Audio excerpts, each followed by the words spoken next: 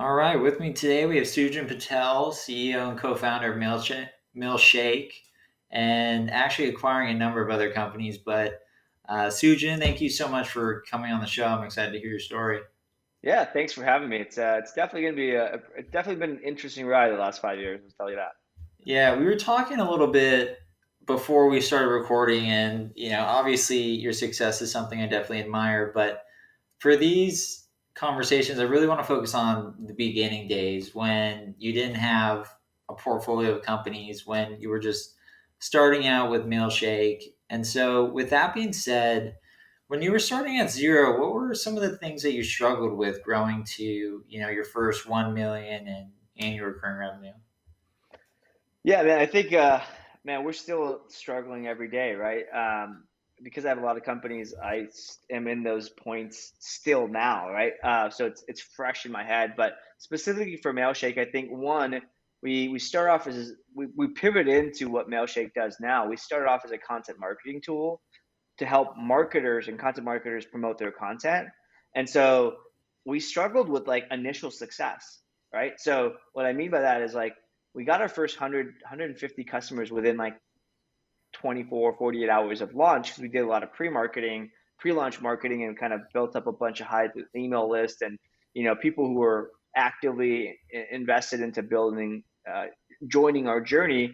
So we got to about 3 to 4 grand in MRR really in 2 days, and then we struggled for a long, long time to get scale. And so I think for me, lesson learned was like, holy crap, like this is good, but I can execute a lot of things. That was what it proved to me is like my capabilities to execute and start something, they're there, right? But I need to make sure we're building into a business for product market fit is really important, but also like the business is opportunity is worth it, right? So like I didn't look at the TAM, right? I just said like I know a bunch of marketers. Let me run this idea by them. I know there's a lot of marketers. I know there's a lot of marketing tools.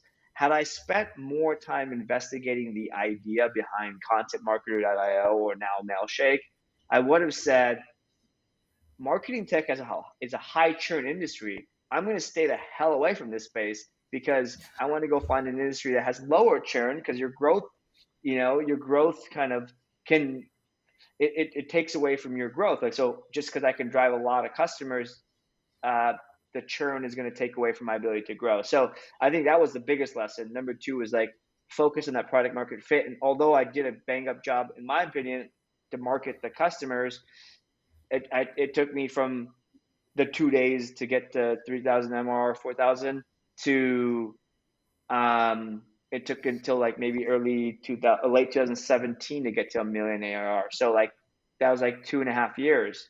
Um, and that was like a year and a half of that was actually rebuilding the product and rebranding everything. So I wish I would have done that, day one. So, how did you find those first customers? So, it looked like you bumped up to 3K in MR pretty quickly. Did you have to like talk to each of those customers one by one? Did you do anything like crazy to get those customers, or did you build an audience before? Walk me through how you got those first initial customers. Yeah, absolutely. So this is like where I think most founders just massively screw up, right? They start to build their idea and then they just forget to market it, right? Or they think about marketing after. I actually intentionally built into marketing. So I intentionally focused on building a tool to sell to marketers because I had an audience of marketers, right? And so I know marketers. So I am one. I have a lot of friends who are marketers because I am one. It's my people, my crew, and then I also know how to like know what their pain points are, right? And so I kind of like that's how it started. And so in 2000, so we launched this thing in July of 2015.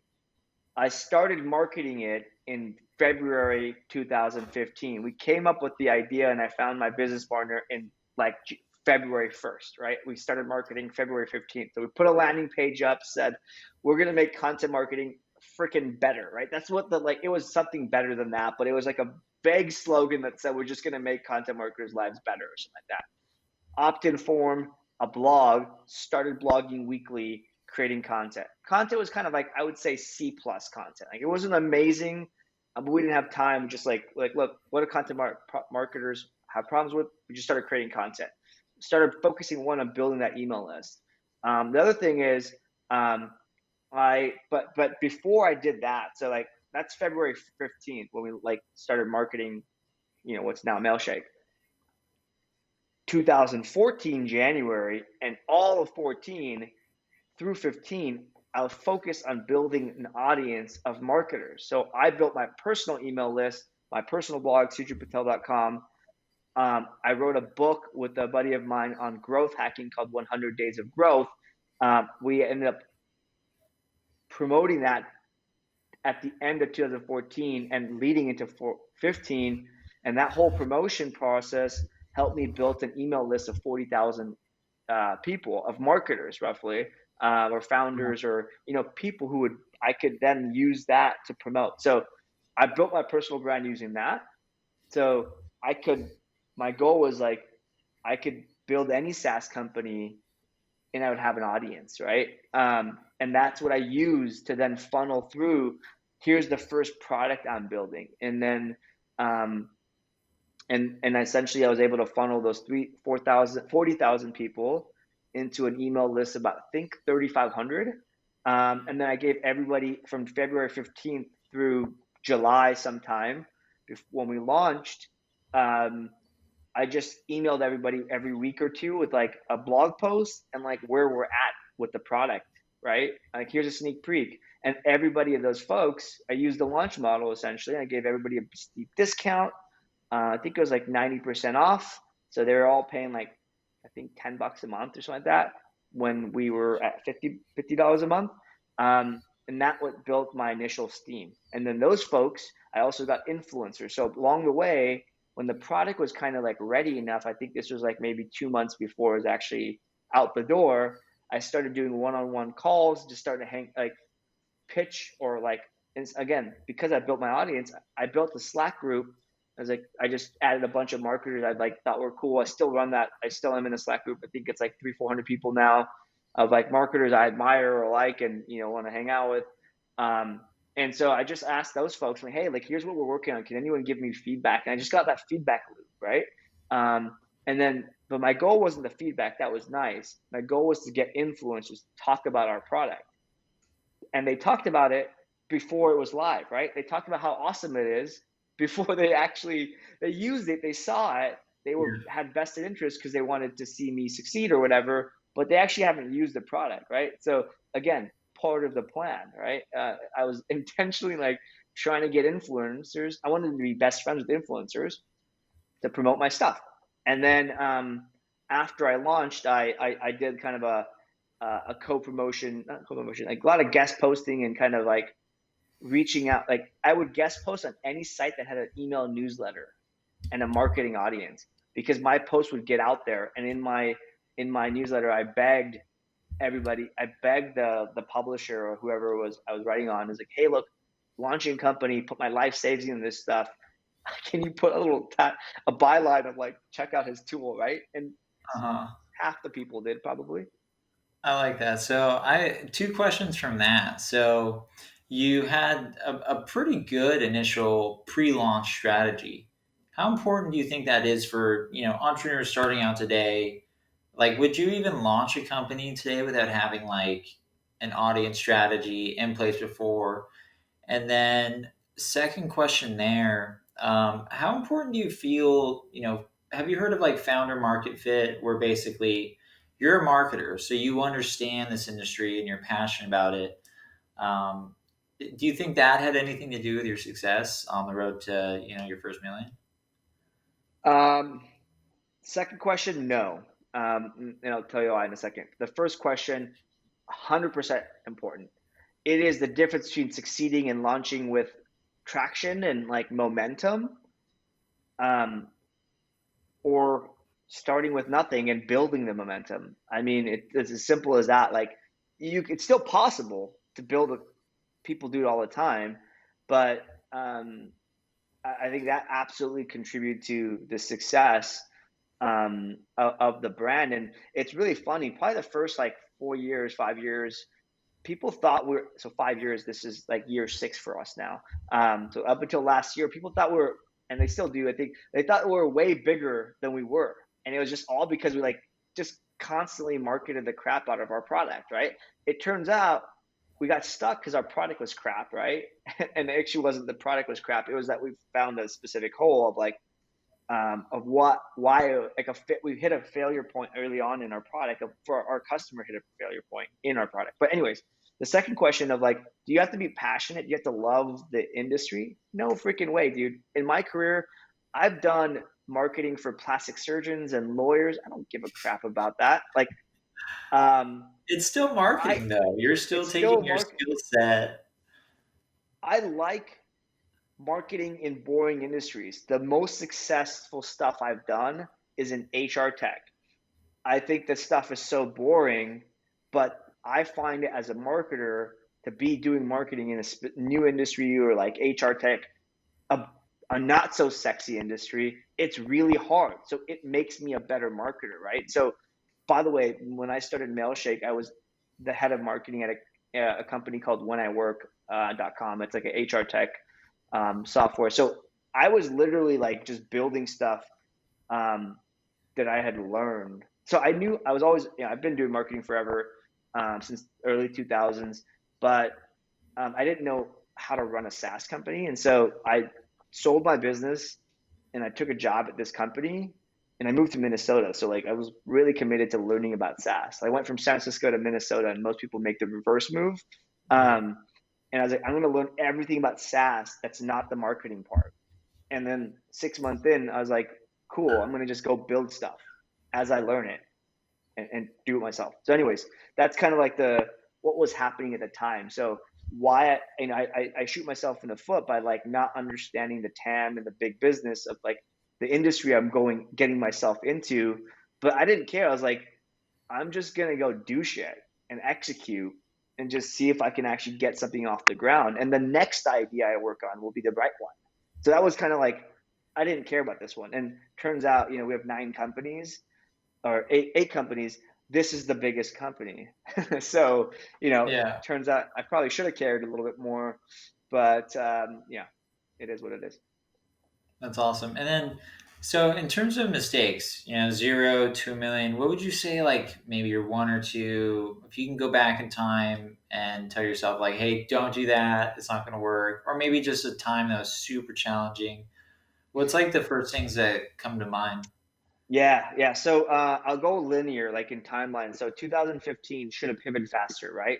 So sorry, should have learned the TAM, should have figured out the product market fit, and when I figured out that there is a problem, pivoted. Um, and we waited a little too long. We probably waited 6 months.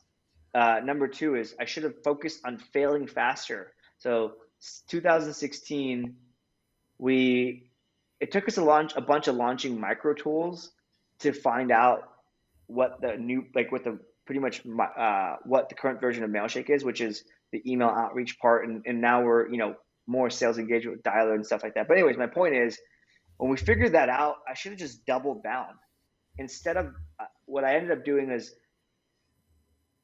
my co-founder went to town building the current version of Mailshake, and it took him too long because there's one guy trying to build and manage like all these customers that we've got. I should have hired another developer or third developer. I should have just said I'm going all in, right? And because I didn't go all in or I didn't go hard enough, it took me a while to kind of get to launch. So put it to you in perspective. Outreach, Reply, Mixmax launched in 2014. So they had a little bit of heads up. We launched in 15. But by the time we got our shit together in late 2016, they had 2.5 years to go get ahead on the market. And so now all of a sudden Yeah. we're so behind, right? And still we only have one developer. And so yeah, again, that was why I said fail faster because life is all about time. I have 3 young children. Money is not my problem. Time is. And it's not that I have a Um, lot of money. It's that I have a lot less time than money. So like I need to buy back hours in my day. Anyway, so that was kind of lesson number two. And then lesson number three is really, I think when we figured out and we got the product to launch, we kind of learned lessons along the way. And so we actually started with me and my co-founder, and we added a third co-founder along the way who was kind of like the adult in the room at the time. We just needed like a person who was thinking about the business value. And so we just And, did a lot of stupid stuff. and what was their Okay. role? Were they COO or CFO or finance operations? COO, COO. So Bob Senoff is the third co-founder that we added kind of when we pivoted over to Mailshake. So Colin is the CTO. I'm kind of chief customer officer, like everything sales, support, customer success, like everything touching a customer, kind of product vision. And then my partner Bob is COO slash CFO. Just kind of thinking about the business side and ops and all that stuff that like keeps the wheels on the bus of a company, right? Um, Yeah. and so yeah, I mean, like if I had just done the modeling out of our business, like of our pricing strategy, we would have realized it wouldn't work. But instead, we we kind of took a while to learn that, and probably annoyed some customers along the way. Nice. So I've we launched made for cheap, pretty much. It Yeah, was a I problem. made some very similar mistakes. We actually had to refactor the whole version of business apps after 3 years of launching, and that took 12 months, and that allowed Yeah. some competitors to catch up, which was painful and expensive. So I can relate on some level, but I liked how you talked about TAM and just how important that is. And I think a lot of entrepreneurs build these products, they seem awesome, but they're in markets where maybe there's naturally high churn, there's really not a lot of buyers. How do you think about calculating TAM today? When you look at a new market, if you were to start a whole new SaaS business, how would you look at calculating TAM and what's important to you? How do you research that?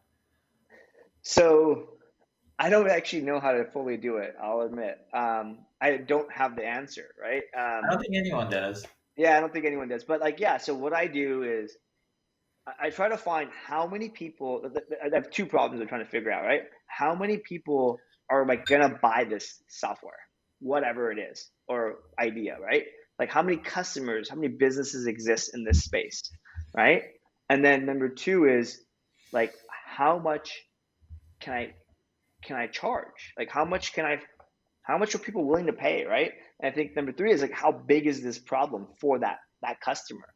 And I think it's just like I would go try to find the quantitative answer for this, but do it through qualitative, like through interviews, through surveys. I love like Ethan Shaw does a really good job of this at FYI. He just surveys, he does so many surveys. I would put marketing dollars behind getting people to fill out the survey. I do Facebook ads and stuff like that to do a landing page. It's really just a survey and just get validation that my product, my problem, my thesis of what I want to build actually matters to this customer, right? And if the answer at any point you get rejected, then go find a different audience and like, change this, right? Um, and what, I think like the industry that Mailshake's in, the sales engagement space, is $1 billion plus space. There's a huge market for it. But I intentionally, initially as a founder, I walked into this business thinking I'm just going to test out my stupid idea so I can learn how to run a SaaS company, right? So you see the difference in like $1 billion industry, stupid founder trying to just test their ability to like launch something, right? Outcome, I don't know. I don't even know what the outcome was. Build a passive income stream. I don't know. So like my headspace where I should be thinking took me 3 years to actually adjust my thinking to be able to be like, we're in $1 billion industry. We should probably hire that next developer and spend more on marketing. And again, um, 3 years before I got my headspace to like that, because we launched, we failed to get traction past a few $1,000s. We pivoted, took too long to pivot, and then launched with some pricing that just kind of didn't stack up well. We started at $9 a month. So you can't really build a SaaS business at $9 a month and expect to grow a team being bootstrapped and compete in $1 billion space. So over the next 3 years, we increased pricing. Now we're at $59 and $99 per user. And yeah, anyways, dude, yeah, totally. Headspace was wrong. So I would say that's a mistake number four. Is like I was just not thinking about it as a big enough space, you know. Um, but yeah, I don't know. Well, so you've obviously done a lot of things right, though. Like, every entrepreneur usually starts with like humble beginnings, business grows, market grows, and then you're in this weird role where you got to kind of figure everything out and you make a ton of mistakes along the way. But you also do a ton of things right, obviously. Getting to where you are today, what are some things you think you did really right at the beginning and you're really glad you made that decision, or maybe even you said no to a partner? Do you have any cool Yeah, stories like absolutely. So, absolutely, I think we did. You're right. We had to do some things right to get here. So, biggest thing we did was like um, because we've pivoted and we got some success, we knew what like not to do and like to make sure we did our research. And so we got smarter. Eventually, did our research. I looked at all of our competitors' G2 reviews. I talked to customers of our competitors, um, Capterra, GetApp, whatever. All of the reviews I could find on every single one of our competitors in the sales text, sales engagement, email outreach space. I found like commonalities of what people don't like about them. Biggest problem, even now, too hard to use, right? I don't know how to use all the features. I don't value all the features. The second biggest problem was they're too expensive. So we just did the inversion of that. So my co-founder, what we did really well is our UX is just better than our competitors, sorry, according to our customers, right? So I can say that, but like if you look at our reviews, they just say it's so easy to use. And we did that by not building all of the features. And so we were able to like go faster because that like 2 year head start that our competitors had, I think they built the right product, but like their UX sucked. And so we just didn't do that, right? that? So we were able to do that right. And I really really like that because that aligns with some of my thinking in SaaS, where you can win with simplicity and design. Is that maybe one of your core principles as you were building Mailshake, just being the easiest to Absolutely. use, remove all the features that you don't need? Absolutely. Yeah, I believe, we don't have the most features. We probably have not the least, but we don't have all the features, and that's intentional. It's by design, right? And if you look at our two plans, you get features in the second plan that you don't in the first. And we don't do what like Drift does and a lot of these SaaS companies do where they give you everything and it's locked to get upgrades, right? That sounds great. Revenue generator for sure. It makes you money, probably more money than I'm probably losing money because I'm not doing that. But it breaks our like it's not it clutters everything, right? So the people just doing the email outreach on our kind of lower tier plan, they might be marketers. They might not give a crap about connecting their CRM or like some other stuff that salespeople do, right? And so, always think about like the buyer personas and then try to optimize the experience accordingly. And a lot of times that means removing stuff, right? Um, and and so we always keep thinking about that. And I'll tell you, like we're breaking some of these rules all I love along the that. way. Yeah, I love that because there's so much value in simplicity. Yeah, absolutely. And so here's the thing: 50% of our growth comes from word of mouth. We measure it, right? How'd you hear about us, friend or colleague? And like tell me the person's name, right? Um, and so every single month, it's like roughly 50% of our growth. That means we do nothing and we still get new customers because of the thing we did right, the product. So there is some I don't know what the math would turn out to be, but yeah, some coefficient of like we did something right, right? And then every marketing and sales thing we do on top of it is icing on the cake. Right? That's awesome. So, you've gotten to a place where you are today. You're running multiple companies, you're growing Mailshake. What's some advice you would give to new entrepreneurs just starting out, mistakes, things to focus on? Just any sort of words of wisdom that you would give an entrepreneur just starting out today? Yeah, I think the big thing is find mentors, find folks you can learn from. I think you're going to make mistakes. Every founder does. Even if you think you're doing the right things now, later on it will be a mistake. So just kind of keep learning from mistakes, keep learning in general. I think that's the big thing. Um, and always listen. I think one of the things I like to do is you can find everything you want out about your competitors. Um, because like me, how I share the Mailshake story, if you're a competitor to Mailshake, you should listen to all my interviews. You'll learn exactly my marketing strategy. You'll know exactly what we're doing. I've just been keeping an eye on all our competitors' strategies. So like people are just take advantage of people being loud, right? Building their brand and whatever. And don't necessarily copy it, but learn and inspire. It gets some inspiration, right? Um, so I think that's really really helpful. And just execute. Honestly, I made all these mistakes. We did a lot of things right.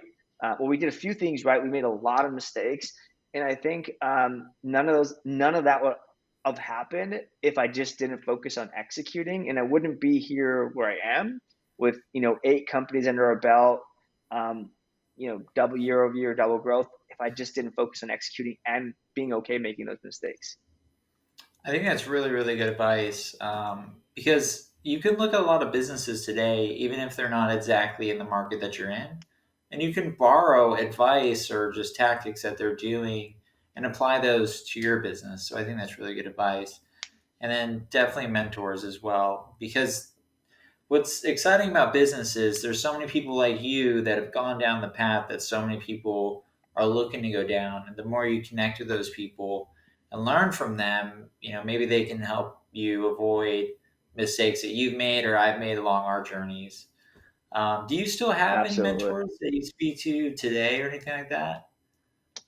Yeah, I've got a lot. I think I don't have like an ongoing mentor. I have a mindset of like I've got a problem on, let's say, pricing. Who do I talk to? I go Patrick Campbell.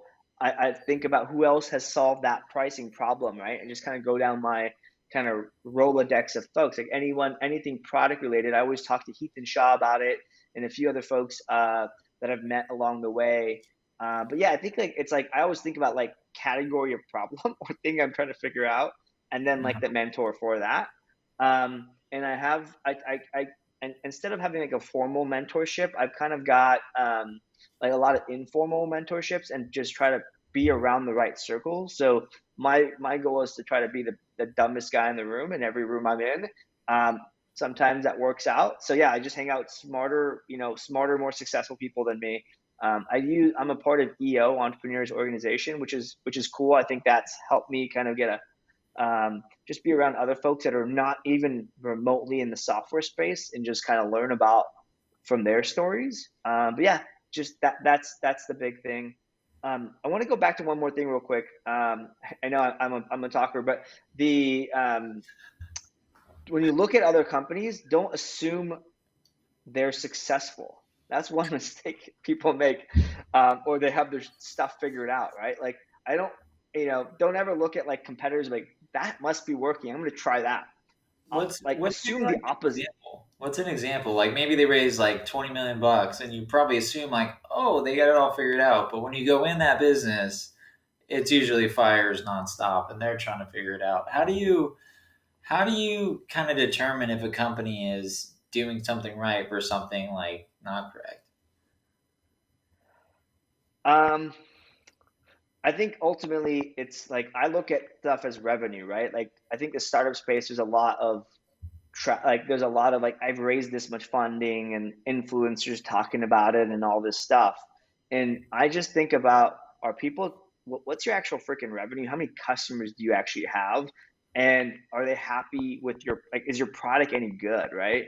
Um, and a lot of the illogical stuff will kind of iron itself out, right? So again, like I don't look at companies in my space. I look at successful companies in general. So kind of try to like uh, I wouldn't look at a competitor and like I want to look at that funnel. I'll look at Mailchimp, email space, but like email marketing. I'll look at like Zendesk, right? Large. I don't even know what they describe them as, and like what's their funnel look like? Yeah. Gusto, I'll look above like 2 3 level layers or 2 3 levels above and try to get inspiration. But yeah, I think and just assume like they don't know if it's working either. They're probably testing it too.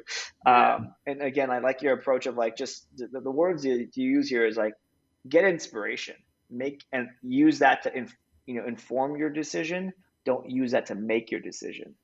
Yeah, one thing I used to do at business apps when we had, even like a feature or a design or a marketing campaign we looked to launch is we'd actually borrow inspiration from larger companies because we'd have this thought process of, okay, they have a marketing team of probably like 50 people. It's just me and like two other people. Maybe they've done some research more than us. Would you agree with a tactic like that, or do you think that was a bad move on my part? I've come to the same. I've gone down that route, and I've been right and wrong. So I think I Me too. yeah. So I don't know. I've seen it. I've done it well, and I've like been completely wrong. So I'd say I just try to err on the side of like let's just not assume anybody knows what they're doing, and then you know um use that for some inspiration. But yeah, I don't know. Like it's yeah, being wrong half the time. It's kind of hard to say like yeah, that's for sure gonna work. And it might have worked for you, right? Because your situation, your time, your marketing funnel, your customer industry, all of those are factors, right? Of a thing. And like, Mailshake right now, we've got like a funnel that's like we don't have a free trial, we just have paid. A lot of our competitors have Yeah. freemium or free trial, and then a lot of other competitors have like enterprise sales. You can't even use the product. Which one's right? Somebody's got to be right. I don't know. I'm in the middle. I'm clearly like, is ours right? I don't know. So, um, go figure. Go One test of it. my favorite quotes there is, yeah, test it. Because one of my favorite quotes with marketing is, without data, you're just another person with an opinion. I think that's so true. I've run marketing campaigns where I'm like, I'll bet $1,000 this will work, and it doesn't. And then I'll say the opposite, like, there's no way this is going to work, and then it does. Absolutely So test it. always be Always looking at test the it. data. Yeah, for sure. Yeah. So final question, Sujan. What gets you like really excited? What do you like to do for fun? I personally know, but I'd love to hear a little bit more about Yeah, that. yeah. So, I'm an adrenaline junkie. I love right now. But what I've kind of been always focused on is cars and motorcycles. So I do a lot of track days, and I'm racing I'm on I'm on the racetrack that like F1 drivers are on, but I'm not actually racing. That gets me going. It depletes all of my energy and it gets my heart pumping. And honestly, I come back, I'm like re-energized. Oddly enough, after depleting my energy, it's like exercising. You break your muscles down, you build it up, and that's what that is for my energy levels. That's awesome. What's the top speed you've ever gone in? I think it was like 177, and it's really scary because at the when you're at Yeah. 177 miles an hour, you have to stop and make a left turn to Yeah. go to 40. Okay. Um, yeah, so yeah, Yeah, you're a hardcore adrenaline junkie. That's awesome, man. Favorite book or favorite podcast that you listen to, or anything you'd recommend for other entrepreneurs? yeah. Favorite book specifically for entrepreneurs is Finish Big. It's a Bo something, but Finish Big is a great book on like where you're going to take your company, right? You get a lot of funding. Where do you want to go? What's in it for you? What's in it for your team? Like, not to like raise a lot of money. It's good. It's good to kind of think about like outside of the startup and funding world, like how to actually run a successful business and like that has a direction or purpose. I like that. Well, Sujan, thank you so much for taking the time. I know you're a busy guy with a ton of things going on, so thank you so much for just coming on here and giving just words of wisdom. If people want to learn more about you, where can they connect with you? Yeah, absolutely. Pleasure was mine. I really enjoyed the trip down memory lane. You can go to sujanpatel.com. It's my personal website. I pretty much share everything I learned the hard way usually. So follow along and hopefully it helps. All right, man, appreciate it. Well, dude, take it easy, and again, congrats on all your success.